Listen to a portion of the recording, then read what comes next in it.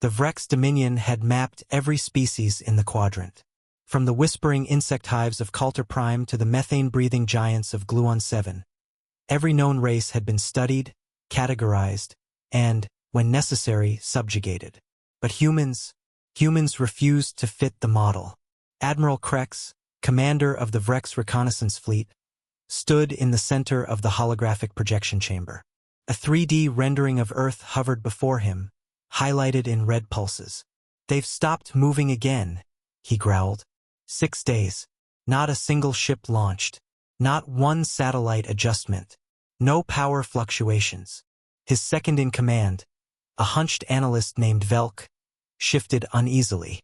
"We've scanned every frequency. No migration. No mobilization. No planetary evacuation. They've gone."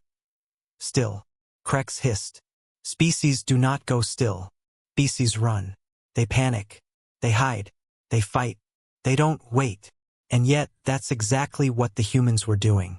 After the initial contact war, a short-lived skirmish the Vrex thought would end in another easy conquest, the humans had withdrawn from space entirely.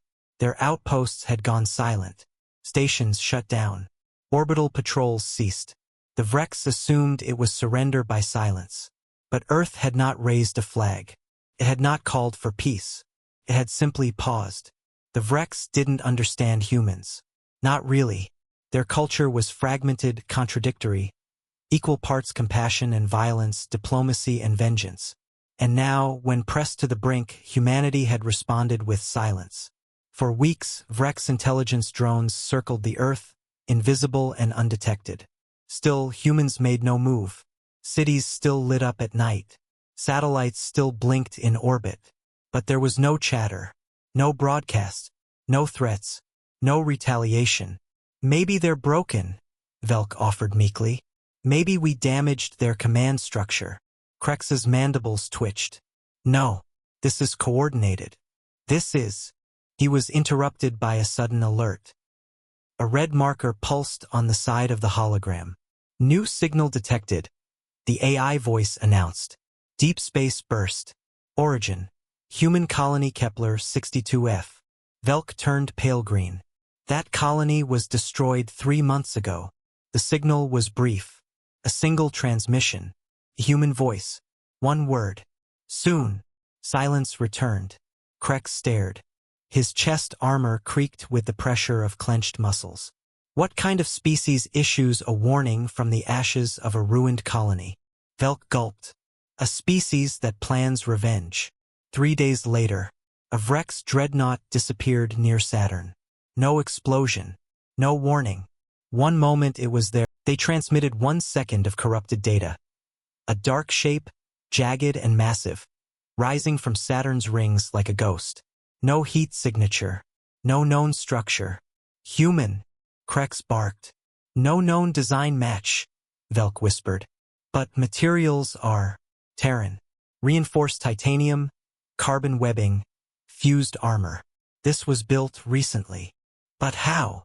Krex hissed. "They haven't moved. Not in months." "They weren't moving," Velk said, barely audible. "They were building." 1 week later, every human colony the Vrex thought destroyed began transmitting the same signal. Not mayday. Not distress. A countdown. 73 hours. 12 minutes. 44 seconds. Every colony. Every station. Every outpost. Same clock. Same time. The Vrex High Council demanded immediate clarification. Krex sent a universal message to Earth. Surrender now and no further harm will come.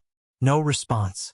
Then, 12 hours before the countdown ended, Earth's moon cracked. At first, they thought it was a seismic event. But as the dust cleared, massive doors became visible beneath the surface of Luna. Behind them, an armada, hundreds of ships, buried for decades, awakened in silence. Humanity had not fled. It had not surrendered. It had gone still, so they wouldn't hear the whisper of engines being born beneath